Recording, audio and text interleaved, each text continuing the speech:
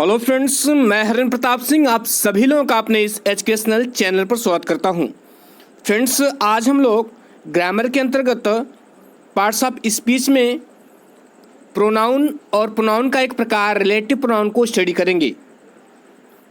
Friends, आज हम लोग जो है इस वीडियो में प्रोनाउन का एक प्रकार रिलेटिव प्रोनाउन हम इसको स्टडी करेंगे। रिलेटिव प्रोनाउन से जितने भी रिलेटेड चीज़ें हैं, जितने भी मुख्य पॉइंट हैं जो एग्जामिनेशन की दृष्टि से महत्वपूर्ण है, उन सारी चीज़ों पर हम लोग चर्चा करेंगे। रिलेटिव प्रोनाउन का ये पार्ट 1 है। इसके और भी पार्ट अपलोड होंगे, क्योंकि सारी चीज़ें एक ही पार्ट में एक ही वीडियो में कवर करना वह जो है आसान नहीं है। इसलिए इसके जो है एक से अधिक पार्ट बनेंगे और रिलेटिव प्रोनाउन को समझना बहुत ही ज़रूरी है यदि आप इंग्लिश को अच्छी तरह समझना चाहते हैं। तो आइए फ्रेंड्स, हम लोग बिना समय गवाए शुरू करते हैं। देखिए, सबसे पहले जो है हम लोग रिलेटिव प्रोनाउन की डेफिनेशन को देखेंगे, क्योंकि किसी भी चीज़ की शुरुआत जो इसके डेफिनेशन से ही होती है। तो आइए हम लोग सबसे पहले इसके इंग्लिश डेफिनेशन को देखते हैं, फिर हिंदी में भी इसके डेफिनेशन को देखेंगे, ताकि दोनों मीडियम के जो छात्र हैं, इंग्लिश और हिंदी, उन दोनों को समझ में आए। देखिए, इसकी डेफिनेशन है कि a relative pronoun is used, कह रहा है कि a relative pronoun is used, relative pronoun का प्रयोग किया जाता है टू कनेक्ट ए क्लास, एक क्लास को कनेक्ट करने के लिए, आर फ्रेज या फ्रेज को कनेक्ट करने के लिए, to a noun or pronoun, किसी नाउन या प्रोनाउन से। क्या इसमें करा है? इसकी बस इतनी डेफिनेशन है। A relative pronoun is used to connect a clause or phrase to a noun or pronoun, बस इतनी परिभाषा है। फिर इसमें एक लाइन और है कि the class describes the noun, और जो क्लास होता है वह नाउन का वर्णन करता है, नाउन को मॉडिफाई करता है। तो इसकी डेफिनेशन बस इतनी है, डेफिनेशन जो है बस इतनी ही है, यहाँ से लेकर के और यहाँ तक। I repeat, a relative pronoun is used to connect a clause or phrase to a noun or pronoun. अब इसके हिंदी भी देख लेते हैं। हिंदी में इसका क्या देखिए, रिलेटिव प्रोनाउन, ये इसका हिंदी डेफिनेशन लिखा गया है। इसमें कह रहा है कि वे प्रोनाउन जो अपने पहले प्रयुक्त नाउन या नाउन इक्विवेलेंट वर्ड से संबंध बताते हैं तथा दो सेंटेंसेस को जोड़ने का कार्य करते हैं, रिलेटिव प्रोनाउन कहलाते हैं। क्या कह रहा है इसमें? कह रहा है कि वे प्रोनाउन जो अपने पहले प्रयुक्त नाउन या नाउन इक्विवेलेंट मतलब नाउन इक्विवेलेंट वर्ड्स का मतलब जो नाउन के समान शब्द होता है। वे प्रोनाउन जो अपने पहले प्रयुक्त नाउन या नाउन के इक्विवेलेंट वर्ड जो होते हैं, मतलब नाउन के समान जो शब्द होते हैं, से संबंध बताते हैं तथा दो सेंटेंसेस को जोड़ने का कार्य करते हैं, उन्हें रिलेटिव प्रोनाउन कहते हैं। ये तो इसकी डेफिनेशन हो गई, लेकिन जब तक हम एग्जाम्पल नहीं देखेंगे तब तक हमको डेफिनेशन समझ में नहीं आएगी। तो आइए हम एग्जाम्पल देखते हैं। लेकिन एग्जाम्पल्स देखने से पहले हम ये जानने का प्रयास करते हैं कि कौन कौन से रिलेटिव प्रोनाउन हैं, जो मुख्यतः प्रोनाउन है जो अधिकांशतः यूज किए जाते हैं। तो देखिए फ्रेंड्स, इसमें है, पहला हु है, दूसरा हुम है, तीसरा हुज है, चौथा विच है और पांचवा दैट है। तो ये मुख्यतः जो है ये 5 रिलेटिव प्रोनाउन जो है सेंटेंसेस में यूज होते हैं। तो आइए हम कुछ एग्जाम्पल्स को देखते हैं, तो इसकी डेफिनेशन जो है और क्लियर होगी। अब आइए कुछ एग्जाम्पल्स को समझते हैं। देखिए, पहला एग्जाम्पल है, यहाँ पर लिखा है कि I met Veena who was returning from school. तो इसमें कह रहा है कि आई मेट वीना, मैं वीना से मिला, हु जो वाज रिटर्निंग फ्रॉम स्कूल, जो स्कूल से लौट रही थी। अब यहाँ पर जो है हु का अर्थ जो है जो आ रहा है, ये जो हु है इसका अर्थ क्या आ रहा है? जो आ रहा है। फिर से I repeat, I met Veena, मैं वीना से मिला, who was returning from school, जो स्कूल से वापस लौट रही थी। अब यहाँ पर देखिए, अब यहाँ पर यह हु जो है ये रिलेटिव प्रोनाउन है, क्योंकि यह रिलेट कर रहा है। इसमें जैसे कि आई मेट वीना, मैं वीना से मिला, हु वाज रिटर्निंग फ्रॉम, जो स्कूल से लौट रही थी। अब देखिए, ये जो हु है, ये किसके लिए प्रयोग किया गया है? जो कौन है, जो लौट रही थी, कौन, ये वीणा के लिए है। कौन लौट रहा था, वीणा लौट रही थी।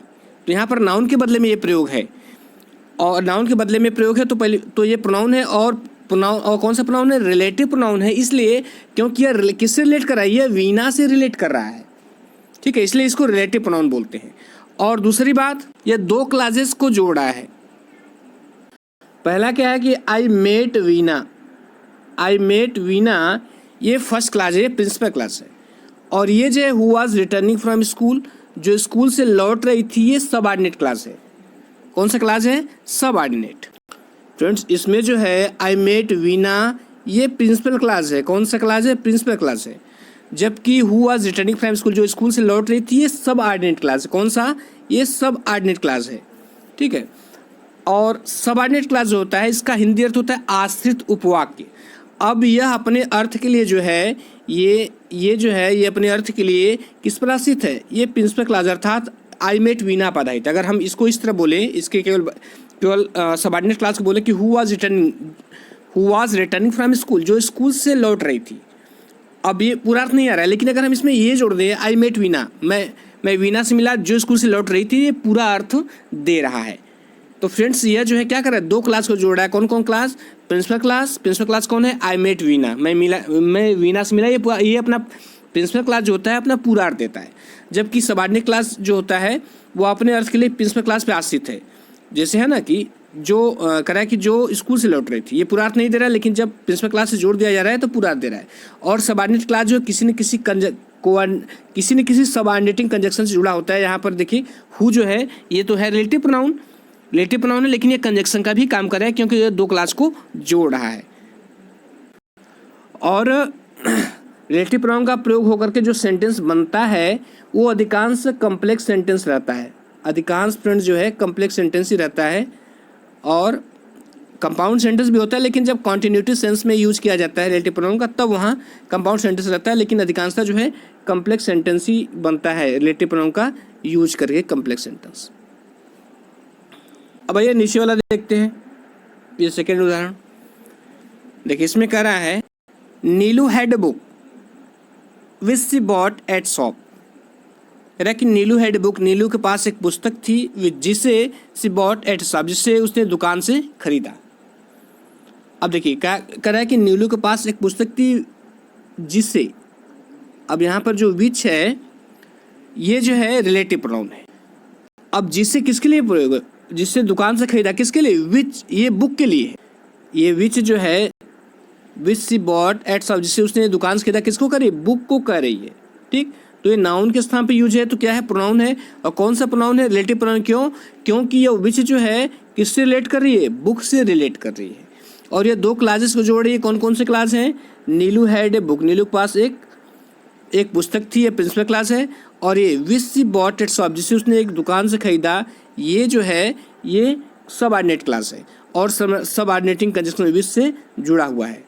तो यहाँ पर विच जो है रिलेटिव प्रोनाउन है और कंजक्शन का भी काम कर रहा है। आशा करता हूँ कि समझ में आ रहा होगा फ्रेंड्स।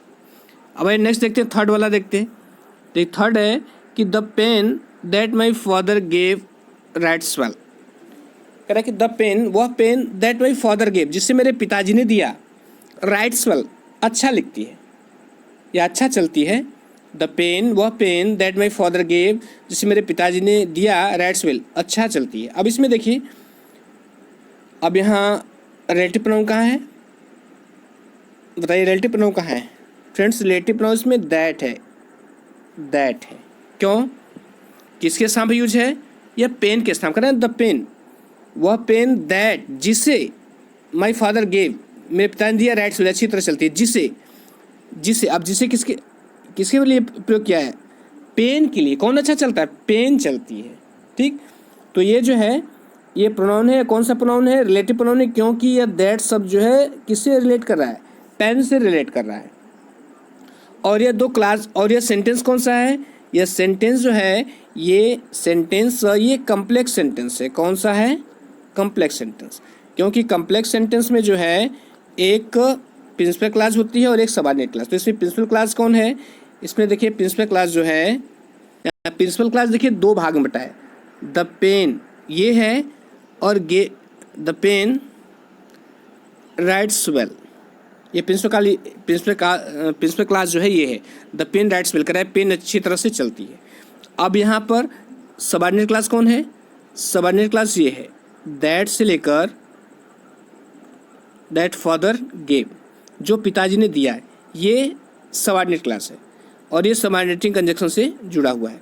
ऊपर वाले में क्या था? प्रिंसिपल क्लास जो है अलग था, ये प्रिंसिपल क्लास अलग था और ये सबऑर्डिनेट क्लास अलग था। यहाँ पर भी देखिए, यहाँ पर प्रिंसिपल क्लास अलग था और ये सबऑर्डिनेट क्लास अलग था, जबकि यहाँ पर क्या है? प्रिंसिपल क्लास दो भागों में बटा हुआ है, एक यह है द पेन है और एक ये राइट्स वेल, ठीक है, ये है राइट्स वेल, ये प्रिंसिपल क्लास है। और जबकि यहाँ पर सबऑर्डिनेट क्लास कहाँ है? सबऑर्डिनेट क्लास ये बीच में है। तो फ्रेंड्स, आशा करता हूँ कि समझ में आ रहा होगा। अब भाई रिलेटिव प्रोनाउन के बारे में कुछ और चीज़ों को जानते हैं। देखिए यहाँ पर मैंने हेडिंग लिखा है कि function of relative pronoun in subordinate class. क्या करा है? कह रहा है कि फंक्शंस होता है कार्य, फंक्शंस ऑफ रिलेटिव प्रोनाउन के कार्य इन सबऑर्डिनेट क्लास में, रिलेटिव प्रोनाउन के सबऑर्डिनेट क्लास में कार्य क्या है, कैसे कार्य करता है सबऑर्डिनेट क्लास। अभी मैंने बताया कि रिलेटिव प्रोनाउन जो है दो प्रकार की क्लासेस को जोड़ता है, एक प्रिंसिपल क्लास को और एक सबऑर्डिनेट क्लास को, और इसमें रिलेटिव प्रोनाउन यूज होता है, पूरा सेंटेंस ही कम्प्लेक्स सेंटेंस होता है। ठीक, तो यह जो है सबऑर्डिनेट क्लास में कार्य क्या करता है, हम इसको समझेंगे। देखिए यहाँ पर उसके नीचे रूल मैंने लिखा हुआ है। रूल है कि यह रूल फर्स्ट है, क्या है कि relative pronoun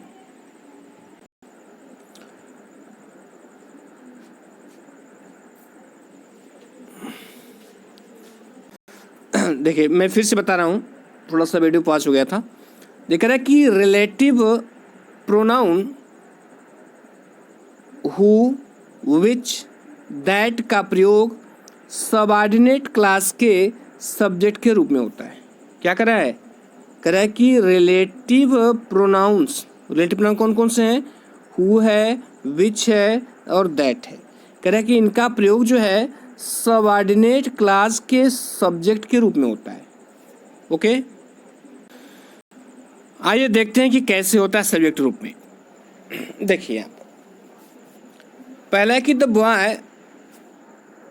boy who came here, जो यहाँ पर आया, इज अ प्लेयर, वो एक खिलाड़ी है।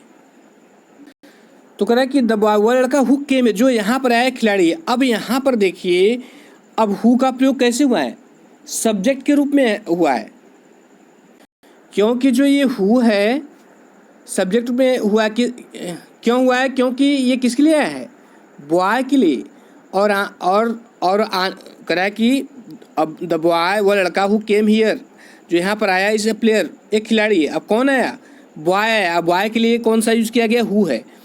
तो हु क्या है? सब्जेक्ट रूप में यूज किया गया। क्यों? क्योंकि हु के तुरंत बाद क्या, ये क्रिया केम आई है, क्योंकि वर्ब के पहले सब्जेक्ट का यूज होता है। अब देखिए यहाँ पर दूसरा है, कह रहा है कि this is the house which is made of marbles.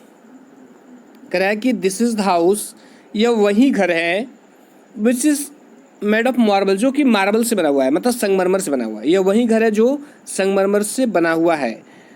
तो फ्रेंड्स, अब यहाँ पर जो विच है, यह सब्जेक्ट के रूप में यूज है। क्योंकि पूछ रहा है ना कौन सा मार्बल से बना? हाउस के लिए जो है क्या आया है? विच आया है। और दूसरी बात कि विच के तुरंत बाद क्या है? देखिए ये वर्ब है, कौन? इज है। तो क्रिया जो है सब्जेक्ट के बाद ही आती है, तो यहाँ पर विच का प्रयोग एज ए सब्जेक्ट की तरह हुआ है। थर्ड वाले में देखिए, थर्ड है the road that leads to Patna market, it is being repaired. कह रहा है कि the road that leads to Patna market, वह रोड जो पटना मार्केट जाता है, इट इज बीइंग रिपेयर्ड, उसकी मरम्मत की जा रही है। वह रोड जो पटना तक जाता है उसकी मरम्मत की जा रही है। अब इसमें दैट देखिए, यहाँ पर जो दैट है ये रिलेटिव प्रोनाउन है और कंजक्शन का भी काम कर रहा है, लेकिन यहाँ पर कैसा यूज हो रहा है इसका प्रयोग जो है सब्जेक्ट के रूप में हो रहा है। कैसे? कह रहा है कि दैट लीड्स टू पटना, जो पटना ले जाती है। यहाँ ले जाने का काम कौन कर रहा है? दैट कर रहा है, तो सब्जेक्ट का स्थान पर यूज किया गया है। हम लोग यहीं पर यही समझ रहे हैं कि सबऑर्डिनेट क्लास में रिलेटिव प्रोनाउन का फंक्शन क्या होता है। तो हम लोगों ने भी पढ़ा ना कि रिलेटिव प्रोनाउन हु, विच और दैट का प्रयोग जो सबऑर्डिनेट क्लास के सब्जेक्ट के रूप में होता है। तो यहाँ पर देखिए, यहाँ पर जो हु है ये सब्जेक्ट के रूप में यूज़ है, यहाँ पर विच सब्जेक्ट के रूप में यूज़ है और यहाँ पर दैट है। फ्रेंड्स, आशा करता हूँ कि समझ में आ रहा होगा। और इसी ध्यान रखिए कि हु का प्रयोग जो है सजीव के लिए होता है, मतलब व्यक्ति के लिए होता है। सजीव क्या, केवल पर्सन, व्यक्ति के लिए होता है, जानवरों के लिए नहीं होता, व्यक्ति के लिए होता है। और सब्जेक्टिव फॉर्म के लिए, सब्जेक्ट का जहाँ यूज होगा वहाँ पर। विच का प्रयोग भी जो है यह सब्जेक्ट के रूप में होता है, लेकिन किसी वस्तु के लिए या किसी जानवर के लिए। और दैट का प्रयोग जो है यह निर्जीव तथा सजीव दोनों के लिए होता है, लेकिन थोड़ी इसमें कुछ शर्तें होती हैं जिसको ध्यान में रखना पड़ता है। सभी सारी चीज़ों पर हम लोग जो आगे जो है डीपली इस पर हम लोग चर्चा करेंगे। अब आइए रूल सेकंड को स्टडी करते हैं। देखिए, यहाँ पर रूल सेकंड लिखा हुआ है कि रिलेटिव प्रोनाउन का प्रयोग सबऑर्डिनेट क्लास में वर्ब के ऑब्जेक्ट के रूप में होता है। क्या कर रहा है? कह रहा है कि रिलेटिव प्रोनाउन का प्रयोग सबऑर्डिनेट क्लास में वर्ब के ऑब्जेक्ट के रूप में होता है। अब इसके प्रीवियस वीडियो में जो रूल्स फर्स्ट बताया था उसमें मैंने क्या बताया था कि रिलेटिव प्रोनाउन का प्रयोग सबऑर्डिनेट क्लास में वर्ब के ऑब्जेक्ट के सब्जेक्ट रूप में होता है। वहाँ पर मैंने बताया सब्जेक्ट रूप में, और यहाँ पर हम लोग देखेंगे कि ऑब्जेक्ट रूप में कैसे इसका प्रयोग होता है। अब देखिए, यहाँ पहला सेंटेंस है, पहला सेंटेंस कि आई हैव ए सन। कह रहा है कि मेरा एक पुत्र है, हुम, जिसे आई लव वेरी मच, जिससे मैं अत्यधिक प्रेम करता हूँ। कह रहे मेरा एक पुत्र है जिससे मैं अत्यधिक प्रेम करता हूँ। अब देखिए, यहाँ पर जो है रिलेटिव प्रोनाउन कौन है? तो फ्रेंड्स, रिलेटिव प्रोनाउन कौन है? रिलेटिव प्रोनाउन हुम है। कैसे है? क्योंकि हुम किसके लिए प्रयोग किया है? कह रहा है आई सन, मेरा एक पुत्र, हुम आई लव वेरी मच, जिससे मैं अत्यधिक प्रेम करता हूँ। किससे? इस सन के लिए यूज़ है। ठीक है, तो सन के स्थान पर आया है हुम। अब ये ऑब्जेक्ट के रूप में यूज किया गया है। यहाँ पर क्यों यूज किया गया है? जैसे यहाँ पर आई लव वेरी मच, मैं अत्यधिक प्रेम करता हूँ। किससे?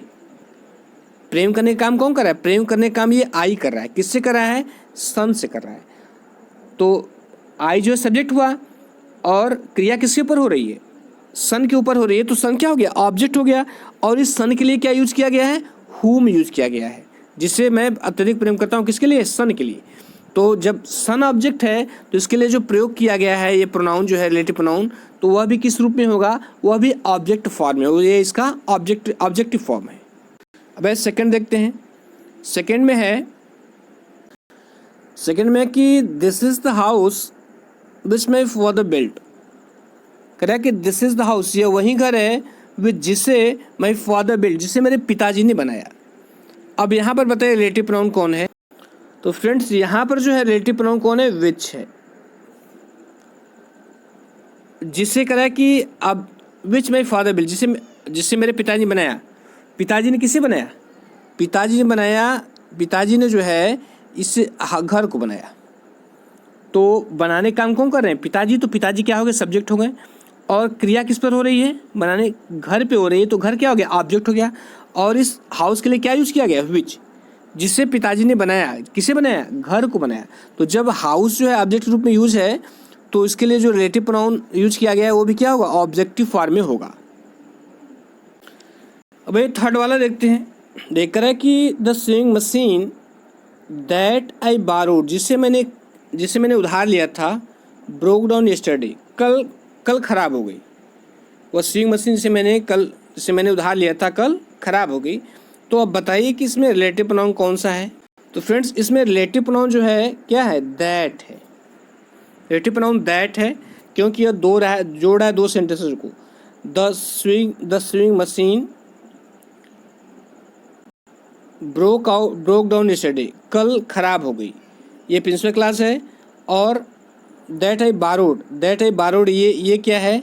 ये जो है ये सबऑर्डिनेट क्लास है।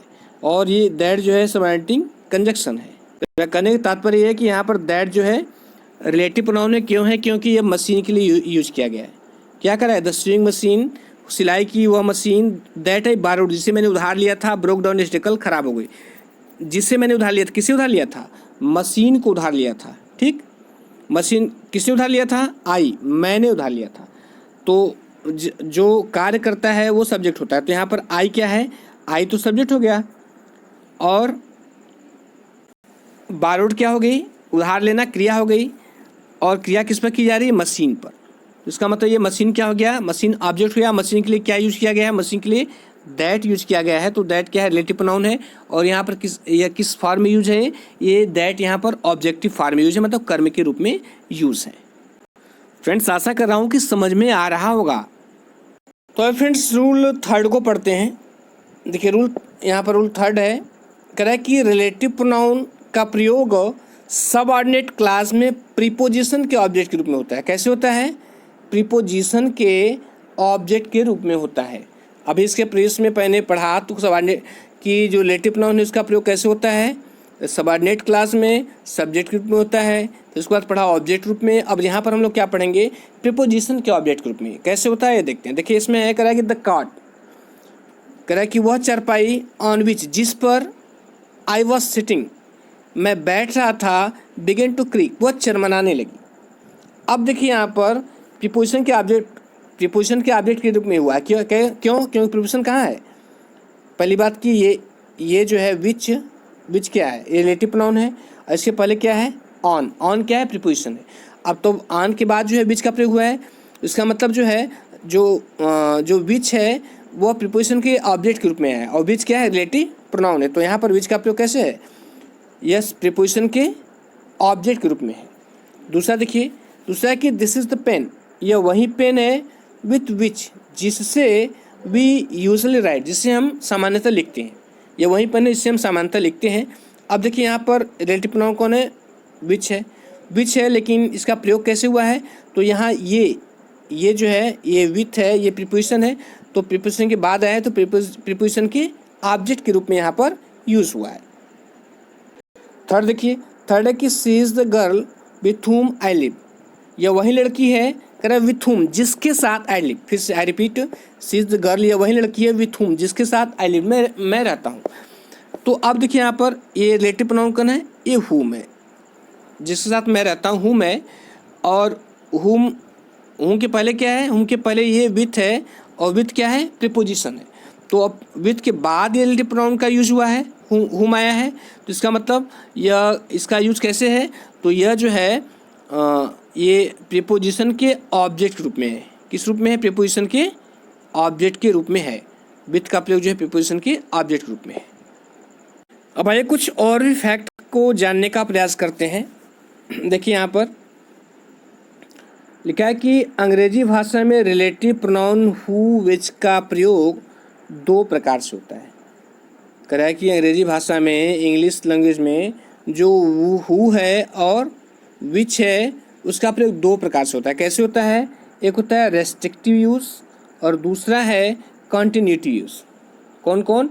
रेस्ट्रिक्टिव यूज़ और कॉन्टिन्यूटिव यूज़। तो आइए समझते हैं पहले रेस्ट्रिक्टिव यूज़ क्या होता है। पहले समझते हैं कि रेस्ट्रिक्टिव यूज़ क्या होता है। देखिए यहाँ पर लिखा है कि रिलेटिव प्रोनाउन से बना क्लास अपने पहले प्रयुक्त एंटीसीडेंट को रेस्ट्रिक्ट डिफाइन कर, अर्थात विशेषता बताए, या एडजेक्टिव क्लास का कार्य करे तो एडजेक्टिव क्लास का कार्य करे तो रिलेटिव प्रोनाउन का ऐसा प्रयोग रेस्ट्रिक्टिव यूज़ कहलाता है, और इसे डिफाइनिंग यूज भी कहा जाता है। एक बार जरा हम लोग फिर से इसको रिपीट कर दें। देखा रहा है कि अंग्रेजी भाषा में जो रिलेटिव प्रोनाउन होता है, और रिलेटिव प्रोनाउन में हु और विच का प्रयोग दो प्रकार से होता है। कौन कौन? रेस्ट्रिक्टिव यूज़ होता है, और दूसरा है कंटिन्यूटिव यूज़ होता है। तो आइए समझते हैं रेस्ट्रिक्टिव यूज़ क्या होता है। देख लिखा कि रिलेटिव प्रोनाउन से बना क्लास अपने पहले प्रयुक्त एंटीसीडेंट को रेस्ट्रिक्ट करता है, या डिफाइन परिभाषित करे, या कहने का तात्पर्य की विशेषता बताए, या एडजेक्टिव क्लास का काम करे, तो रिलेटिव प्रोनाउन का ऐसा प्रयोग रेस्ट्रिक्टिव यूज़ कहलाता है, और इसे डिफाइनिंग यूज भी कहा जाता है। अब ये दूसरे इस एग्जाम्पल को देखते हैं। पहला है कि the man who lived there died yesterday, कह रहा है कि द मैन, वो आदमी हु लिव्ड देयर, जो वहाँ रहता था कल मर गया। अब इसमें रिलेटिव प्रोनाउन कौन है? हु है। क्यों? क्योंकि ये मैन के लिए यूज किया गया है। मैं किसके लिए आया है? मैन के लिए आया है। तो यहाँ पर रिलेटिव प्रोनाउन कौन है? यहाँ पर जो है हु है। अब यहाँ पर देखिए, अब यहाँ पर जो ये who lived there, who lived there, ये जो है सबऑर्डिनेट क्लास है। और द मैन डाइड यस्टरडे, अगर आदमी कल मर गया, ये प्रिंसिपल क्लास है। अब यहाँ पर हु लिव्ड देयर, जो वहाँ रहता था, यह जो है सबऑर्डिनेट क्लास किसी विशेषता बता रहा है? द मैन की विशेषता बता रहा है, या इसको रेस्ट्रिक्ट कर रहा है, या इसको डिफाइन कर रहा है, परिभाषित कर रहा है। इसलिए यहाँ पर जो रिलेटिव प्रोनाउन हु है, इसका प्रयोग कैसा है? इसका प्रयोग रेस्ट्रिक्टिव यूज है। यहाँ पर जो हु का प्रयोग कैसा है? उसका प्रयोग रेस्ट्रिक्टिव है। दूसरा देखिए, दिस इज द मैन, ये वही आदमी है, who has stolen my watch, जिसने मेरी घड़ी को चुराया है। अब यहाँ हु जो है रिलेटिव प्रोनाउन, क्यों? क्योंकि मैन के लिए प्रयोग किया गया, मैन से रिलेट कर रहा है। मैन से रिलेट कर रहा है कि हु, जिसने मेरी घड़ी चुराया, कौन? द मैन, आदमी। तो वही कर रहा है कि दिस इज द मैन, ये वही आदमी है, who has stolen my pen, जिसने मेरी पेन चुराई है। अब देखिए, जो रिलेटिव प्रोनाउन से क्लास बना है, ये हु से, अब यह क्या कर रहा है? Who has stolen my pen, जो इसने मेरी पेन चुराई, किसके बारे में बता रहा है? ये बता रहा है मैन के बारे में। क्या कर रहा है? मैन के बारे में। तो इसमें जो है, हमने परिभाषा में भी क्या बना कि रिलेटिव प्रोनाउन से बना क्लास ये है। रिलेटिव हु से बना ये क्लास है, who has stolen my watch. कह रहा है कि रिलेटिव प्रोनाउन से बना क्लास अपने पहले प्रयुक्त एंटीसीडेंट को, एंटीसीडेंट कौन है? हु किसके लिए यूज है? मैन के लिए। कह रहा है कि एंटीसीडेंट को रेस्ट्रिक्ट, सीमित करे, या डिफाइन, या परिभाषित करे, अर्थात विशेषता बताए। एडजेक्टिव क्लास का काम करे तो रिलेटिव प्रोनाउन होता है। तो ये एडजेक्टिव का कार्य कर रहा है। क्यों? क्या कर रहा है? Who has stolen my pen, किसके बारे में बता रहा है? मैन के बारे में। उसको जो है उसकी विशेषता बता रहा है। अब ये रहा रिलेटिव प्रोनाउन का रेस्ट्रिक्टिव यूज। अब ये कॉन्टिन्यूटिव यूज भी पढ़ते हैं।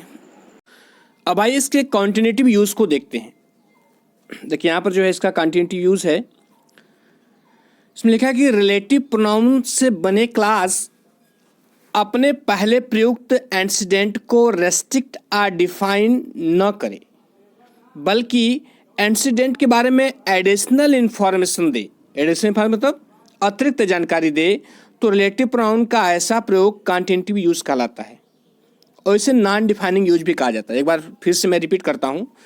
कॉन्टिन्यूटिव यूज का मतलब क्या होता है? कह रहा है कि रिलेटिव प्रोनाउन से बने क्लास, रिलेटिव प्रोनाउन से बने क्लास अपने पहले प्रयुक्त एंटीसीडेंट को रेस्ट्रिक्ट, सीमित, या डिफाइन, या परिभाषित न करे, बल्कि क्या करे? बल्कि एंटीसीडेंट के बारे में एडिशनल इंफॉर्मेशन दे, एक अतिरिक्त सूचना दे, तो रिलेटिव प्रोनाउन के का ऐसा प्रयोग कॉन्टिन्यूटिव यूज कहलाता है। जैसे मैं यहाँ पर अभी समझा रहा हूँ। यहाँ देखिए, नीचे उदाहरण लिखा है ये कि I have seen my friend who recognise me at once, मैं अपने मित्र से मिल चुका हूँ, या मैं अपने मित्र को देख चुका हूँ। Who recognise me at once, जिसने मुझे तुरंत पहचान लिया। अब इसमें क्या कर रहा है? ऊपर वाला कर रहा है रिलेटिव प्रोनाउन में से बने क्लास। रिलेटिव प्रोनाउन से कौन सा क्लास बना है? ये बना है who recognise me at once, जिसने मुझे तुरंत पहचान लिया। ठीक, कह रहा है कि बने क्लास अपने पहले प्रयुक्त एंटीसीडेंट को रेस्ट्रिक्ट या डिफाइन न करे। यहाँ डिफाइन नहीं कर रहा है। यह जो है, जो इसके पहले इसका एंटीसीडेंट कौन है? ये है, जिसने मुझे तुरंत पहचान लिया। किसको करा है? फ्रेंड को करा है। तो फ्रेंड जो है यहाँ पर क्या है? ये इसका एंटीसीडेंट है, पूर्ववर्ती है। कह रहा है इसको डिफाइन नहीं करा है, बल्कि क्या करा है? बल्कि यह जो है इसके बारे में एडिशनल जानकारी दे रहा है। I have seen my friend, मैं अपने मित्र से मिल चुका हूँ। Who recognise me at once, जिसने मुझे तुरंत पहचान लिया। अब ये कह रहा है कि जिसने तुरंत पहचान लिया, ये फ्रेंड को डिफाइन नहीं करा है, परिभाषित नहीं करा है, बल्कि क्या कर रहा है? उसके बारे में अतिरिक्त जानकारी दे रहा है। तो रिलेटिव प्रोनाउन के इस प्रकार के यूज को ही क्या बोलते हैं? कॉन्टिन्यूटिव यूज बोलते हैं। उससे नीचे वाला है he has bot A car, उसने एक कार खरीदा है, विच इज वाइट, जो सफ़ेद है। ठीक है, तो अब ये क्या है? विच इज वाइट, जो सफ़ेद है, किसको करा है? यहाँ पर जो सफ़ेद है किसको करा है? ये करा है कार को। करा है कि he has bot A car, उसने एक कार खरीदी है, विच इज वाइट, जो सफ़ेद है। तो कार को यहाँ डिफाइन नहीं करा है, उसकी विशेषता नहीं बता रहा है, बल्कि कह रहा है कि यहाँ पर जो है उसके बारे में एक एडिशनल जानकारी दे रहा है, एक अतिरिक्त जानकारी दे रहा है। तो रिलेटिव प्रोनाउन किस प्रकार के यूज को ही कॉन्टिनेटिव यूज बोलते हैं। जैसे नीचे वाला सेंटेंस देखिए, इसमें कि I have seen my friends, I have seen my friend, मैं अपने मित्र से मिल चुका हूँ। अब देखिए यहाँ पर ऊपर इसके पहले मैं बताता हूँ who recognise me at once, जिसने मुझे तुरंत पहचान लिया। ठीक है, हम इसको ऐसे भी लिख सकते हैं या हम इसको ऐसे भी लिख सकते हैं, ये एंड ही ला करके। I have seen my friend, मैं अपने मित्र से मिल चुका हूँ। Who recognise me and he recognise me at once, जिसने मुझे तुरंत पहचान लिया।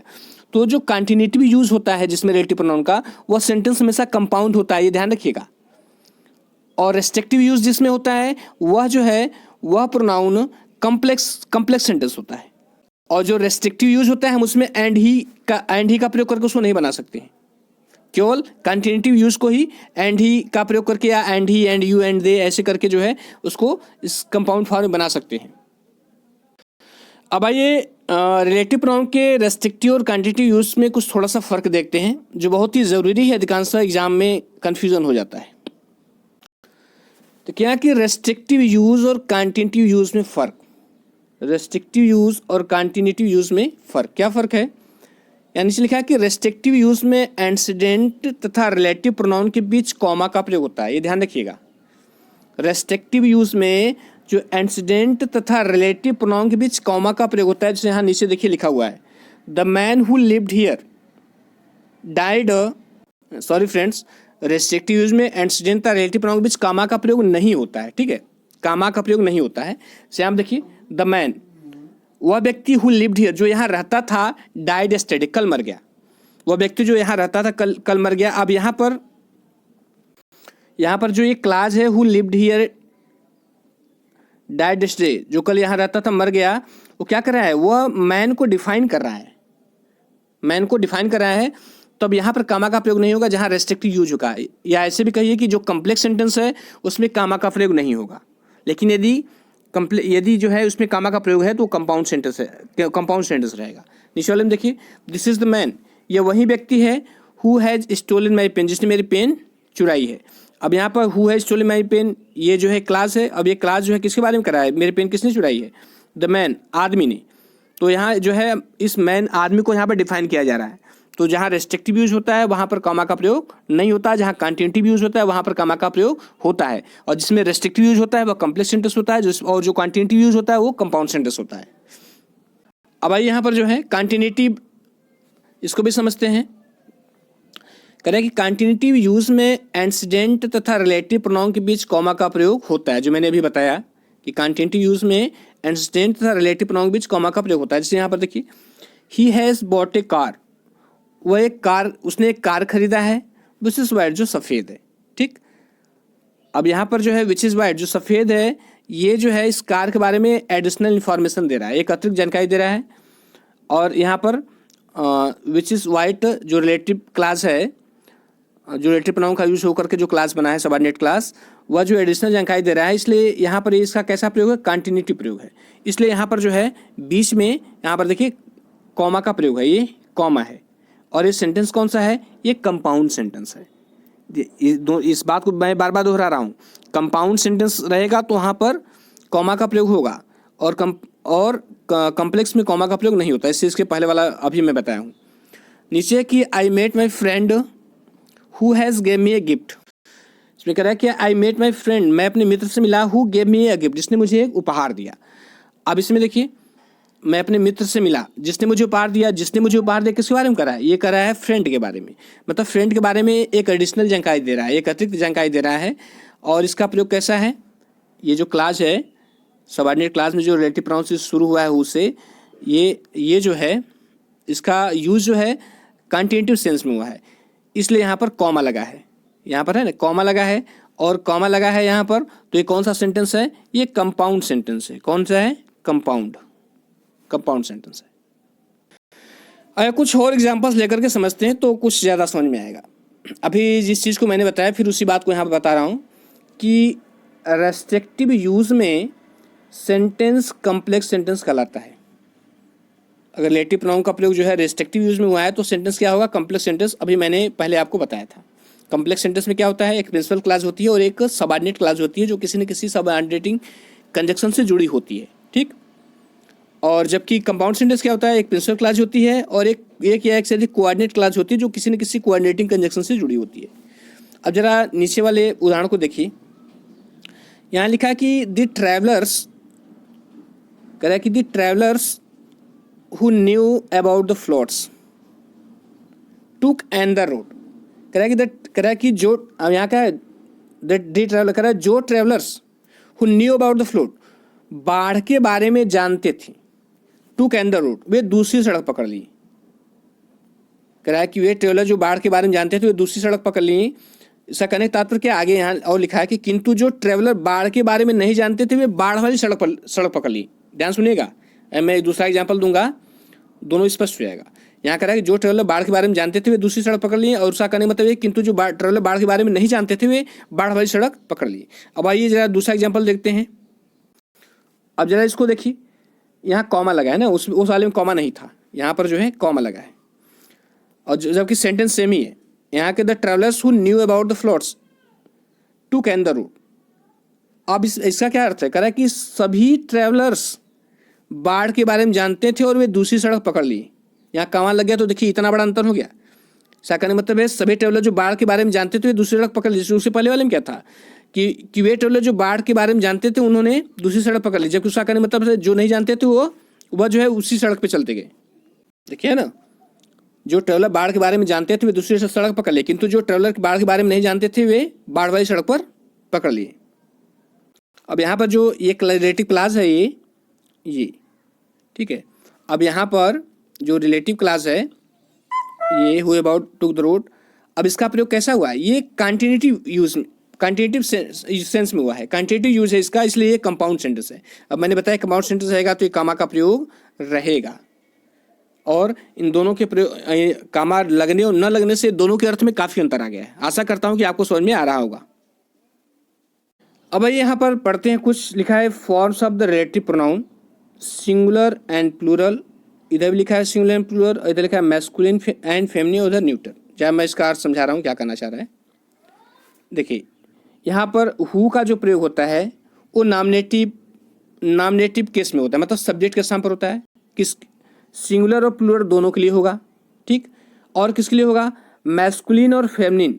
ये मैस्कुलिन और फेमिनिन मतलब मैस्कुलिन फेमिनिन मतलब पुरुष और स्त्री दोनों के लिए जो है सिंगुलर प्लूरल दोनों फॉर्म में सब्जेक्ट के लिए जो है हु का प्रयोग होगा।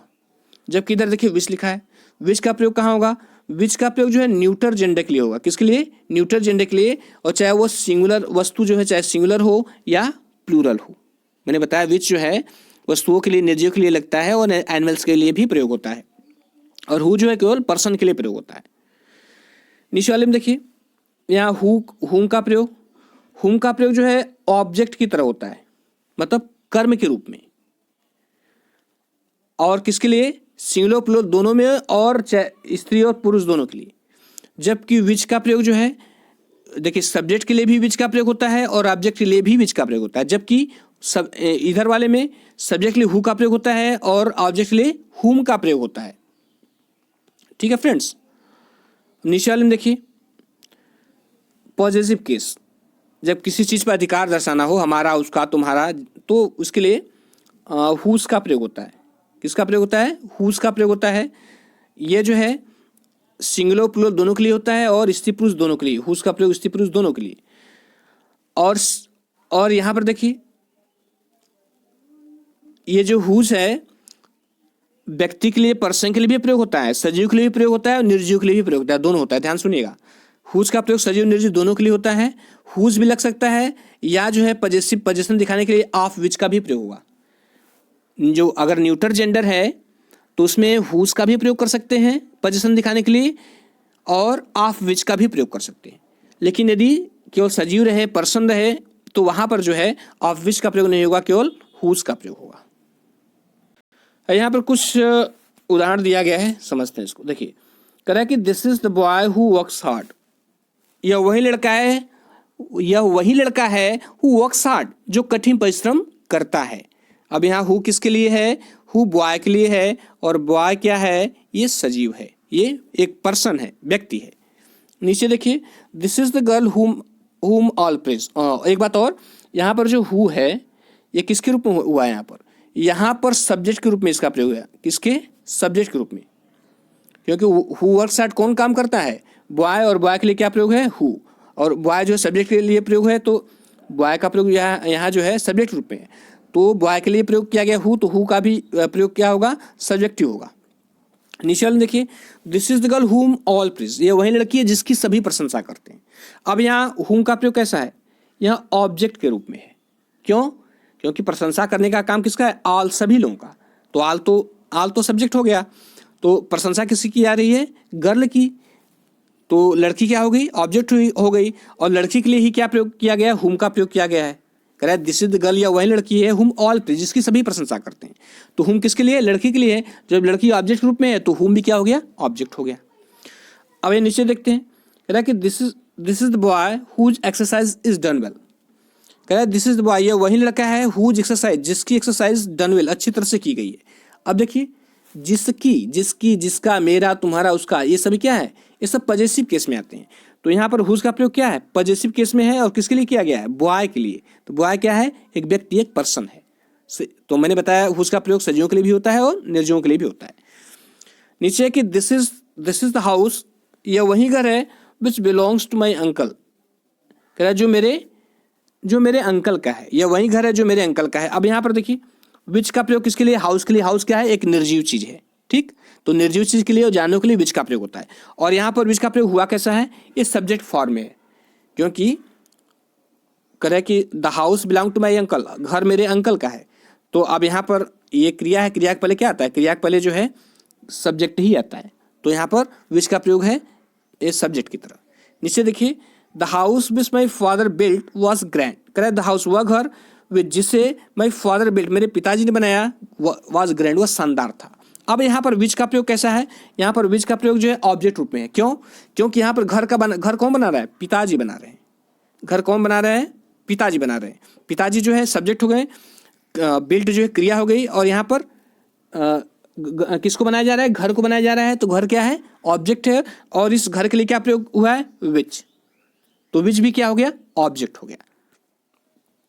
नीचे देखिए, नीचे की अ ट्राइंगल, कह रहा है कि अ ट्राइंगल, एक ट्राइंगल ऑफ विच, जिसकी, आप विच भी लगा सकते हैं और हुज भी लगा सकते हैं। मैंने बताया ना, यहाँ पर न्यूट्रल जेंडर के लिए हुज भी लग सकता है और ऑफ विच भी लगेगा।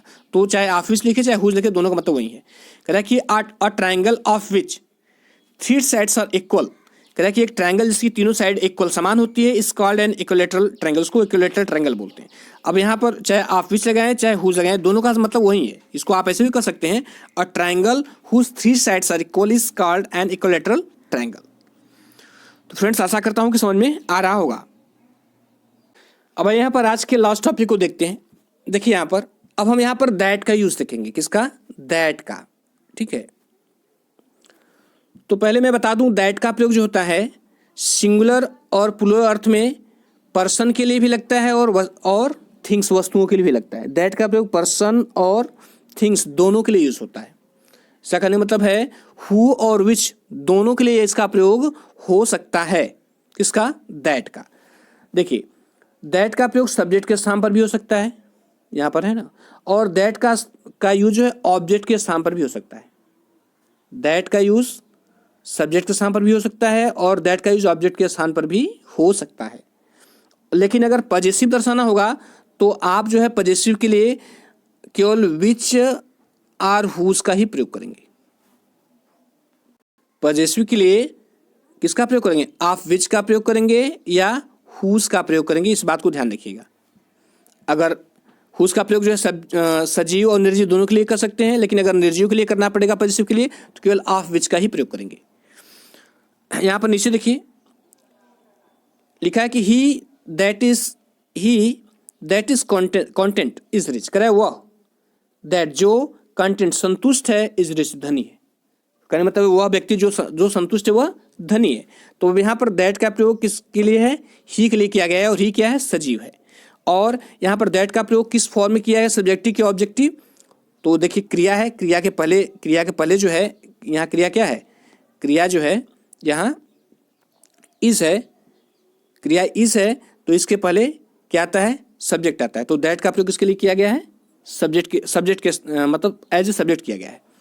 नीचे है take anything that you like, कह रहा है कि टेक एनीथिंग, कोई भी चीज़ ले लो, दैट लो, जो तुम चाहते हो। अब कोई भी चीज़ ले लो, किससे करा है, यू से करा है। तो अब लेने के लिए यू से करा है, तो यू क्या हो गया, सब्जेक्ट हो गया। और करा है कि कोई भी चीज़ लो दैट जो तुम्हें पसंद हो, तो दैट जो है किसी लिए यूज़ है, एनीथिंग के लिए यूज़ है। तो अब यहाँ जब लेने काम जो है यू का है, तो यू सब्जेक्ट हो गया। तो और कोई भी चीज़ ले लो, तो यहाँ पर ये दैट क्या है, ऑब्जेक्ट रूप में है। दैट का प्रयोग जो है एज ए ऑब्जेक्ट हुआ है, जो ऊपर वाले में दैट का प्रयोग जो है एज ए सब्जेक्ट हुआ है। आइए नीचे देखते हैं। अब यहाँ पर देखिए पॉजेसिव के लिए मैंने बताया ना, सब्जेक्ट के लिए भी दैट का प्रयोग करेंगे, ऑब्जेक्ट के लिए भी दैट का प्रयोग करेंगे, सजीव निर्जीव दोनों के लिए। लेकिन यदि पॉजेसिव दर्शाना हो, किसी चीज़ पर अधिकार दर्शाना हो, तो वहाँ पर ऑफ विच और हुज का प्रयोग करेंगे। जैसे यहाँ पर देखिए, जैसे लिखा है कि the girl of which brother, कह रहा है कि वह लड़की ऑफ विच ब्रदर, जिसके भाई स्टडीज इन माई क्लास, जो मेरी कक्षा में पढ़ते हैं, इज माई क्लासमेट, मेरे क्लासमेट हैं। कह रहा है वह लड़की जिसके भाई मेरे कक्षा में पढ़ते हैं वो मेरे क्लासमेट हैं। अब देखिए यहाँ पर पोजीशन दर्शा रहा है, तो पोजीशन के लिए हम ऑफ विच भी लगा सकते हैं और हम ये भी लगा सकते हैं, हुज का भी प्रयोग कर सकते हैं, क्योंकि यहाँ पर ऑब्लिक करके लिखा है ना, यहाँ पर ऑब्लिक करके लिखा है, तो मतलब ऑफ विच भी ला सकते हैं, हुज भी ला सकते हैं। हम इसको ऐसे भी लिख सकते हैं कि the girl whose brother studies in my class, in my classmate, वह लड़की जिसके भाई मेरे क्लास में पढ़ते हैं मेरे क्लासमेट हैं। तो फ्रेंड्स नीचे थोड़ा सा नोट भी करके लिखा हूँ कि रिलेटिव प्रोनाउन दैट का प्रयोग हु, हुम और विच के लिए होता है। ध्यान सुनिए, रिलेटिव प्रोनाउन दैट का प्रयोग किसके लिए होता है, हु के लिए होता है, हुम के लिए होता है और विच के लिए होता है, लेकिन हुज के लिए नहीं होता, हुज के लिए नहीं होता। तो फ्रेंड्स आज के लिए इतना ही। अभी रिलेटिव प्रोनाउन में बहुत कुछ है जो आपको जानना है। यदि आप कॉम्पिटिटिव एग्जाम्स में बैठते हैं, अपीयर होते हैं, तो उनके बारे में जानना बहुत ही ज़रूरी है। तो इसको जितने भी पार्ट होंगे मैं सारी चीज़ों को कंप्लीट कराऊंगा। एक तरफ से आप वीडियो देखते रहिए, और यदि अच्छा लगा हो तो लाइक सब्सक्राइब और शेयर कर दीजिए फ्रेंड्स, और अपने कमेंट जरूर दीजिएगा कि वीडियो कैसी रही। Okay, thank you.